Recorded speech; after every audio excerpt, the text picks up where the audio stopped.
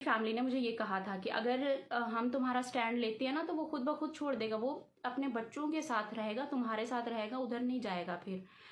तो मैंने यही कहा था कि अगर मैं ये सब करती हूँ, मतलब कि मैं अपनी फैमिली के साथ लेती हूँ कि हाँ मेरी फैमिली सही कह रही है, मुझे अपने बच्चों का स्टैंड लेना चाहिए, तो इससे क्या होगा कि उसको डिवोर्स हो जाएगा। तो अब अगर निकाह हो चुका है और अगर मेरी वजह से उसको डिवोर्स होता है, या तो नहीं करना चाहिए था निकाह। अब जब निकाह हो चुका है और मेरी वजह से उसको दोबारा डिवोर्स मिलता है कि इतने साल बैठी रही है, उसने कहीं पे भी नहीं किया, और अब जाके उसका हुआ है निकाह मेरे हस्बैंड से, और मैं स्टैंड ले लूँ अपने बच्चों को लेके यहाँ से जाती घर से भी, और पता नहीं कितने दिन अपनी फैमिली के साथ बैठती, वहाँ पर केस चलता, जो भी चलता, तो क्या मिलता, मैं मुझे क्या हासिल होता। मतलब मुझे किसी की बद्दुआ नहीं लेनी थी कि अब जो होना था वो हो गया है। अब मैं उसको हंसी खुशी जो है ना उस लाइफ को गुजारना चाहती हूँ। मुझे अपने बच्चों का फ्यूचर नहीं खराब करना, बच्चों के ऊपर कोई असर ना पड़े। मैंने बच्चों को समझाया, मेरे जो बेटा है बड़ा, उसको समझ थी इस चीज़ की। मैंने उसको समझाया कि नहीं, जो आपने कुछ भी गलत नहीं बोलना, उनको ऐसे ऐसे समझाया कि वो हमारे घर पे आएंगी, तो सब कुछ मैंने मतलब सेटल कर लिया, और अम्मी वालों को सबको बना लिया कि मैं आपको कभी भी नहीं कहूँगी कि मैं परेशान हूँ, मैं टेंशन में हूँ।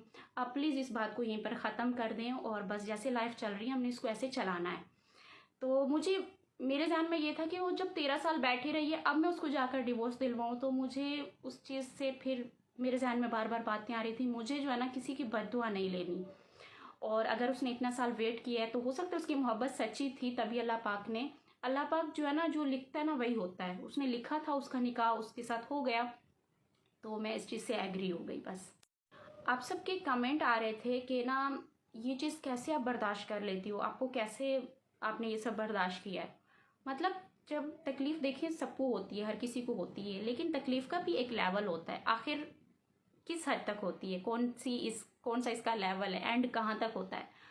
तो मुझे वो तकलीफ लेनी थी कि हाँ ठीक है, अब जो होना था वो हो गया, लेकिन मुझे भी बर्दाश्त करना है। आखिर ये कहाँ तक जाती है तकलीफ मुझे लेकर। फिर जब आप एक हाई लेवल पे अगर आपकी तकलीफ चली गई ना, तो वो तकलीफ जो होती है ना, वो जो दर्द होता है ना, वो आपको ना अल्लाह के पास लेकर जाता है। Trust me. आप ये मतलब मेरा खुद का, मैंने ये आजमाया है कि जब आप बहुत ज़्यादा तकलीफ़ में चले जाते हो ना, उससे आगे का जो लेवल है ना, वो आपको अल्लाह के करीब कर देता है।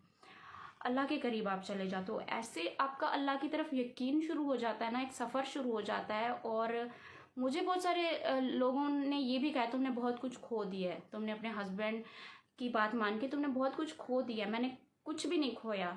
अगर इससे ज़्यादा भी मुझे कुछ कीमत अदा करनी पड़ती अल्लाह के करीब जाने की, तो मैं वो भी कर देती, क्योंकि अल्लाह को मैंने पाया है। अगर मैंने कुछ खोया है तो वहाँ पे मैंने अल्लाह को पा लिया है।